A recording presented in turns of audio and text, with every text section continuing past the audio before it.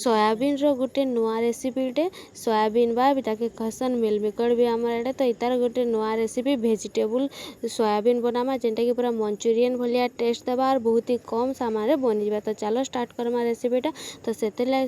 बनावा लागे काଣା काଣା दरकार मैं सब नहीं जाए जेनता कि पतर कोबी गाजर टमाटो उइल शिमला मिर्चा बाकी जहाँ भेजिटेबल थवा सेटा माने भी देदेवे। तो सबू के क्या करबे बारीक बारीक किना काटी नहीं जाए तापर काटिकी धोई देकर साइड के रखी नेबे। तेहरू कढ़ई गुटे गरम कर नहीं जाइए कढ़ई गरम हो सारा पर से गुटे रू 2 चामच तेल देदेली आउ गुटे गुटे कर सबू पनीपरिया एका सांगे न दे दौचे देखिपे केमती दिहला जे किसी के आगु फ्राए करवार दरकार नहीं सबू के एका सांगे दे देकरी आमे ताके फ्राए कर नहीं जिमा। टमाटो दे सारी टमाटो दे सारा पर सबू के टिके भाजी देली जेहेतु टिके सबू पनीपरिया टिके सिझबार कथा इने सबू पनीपरिया के आमे 50% तक सिझामा सेला सिझी सारा पर मुई मिलमिकर के ठंडा पानी रे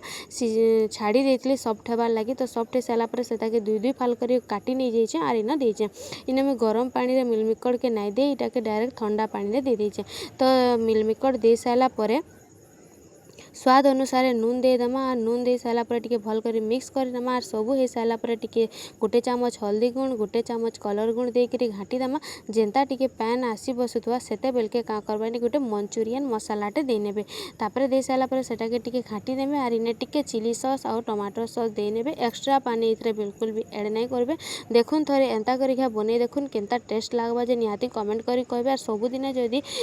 से समान सोयाबीन करी खाई खाई जदि बोर हो जाइछन ताहले इटा के निश्चय ट्राए करूँ देखबे बहुत ही बढ़िया लगबा इटा के भात संगे रोटी संगे जेनता थी भी खाई पारबे। तो देखुन बनिक रेडी हो गला न इटा जदि वीडियोटा भल लागला ताहले लाइक शेयर और सब्सक्राइब करी नहीं जिबे ताकि आके जेन जेन भी वीडियो आसबा आपण मानकर निके पहुँची बार।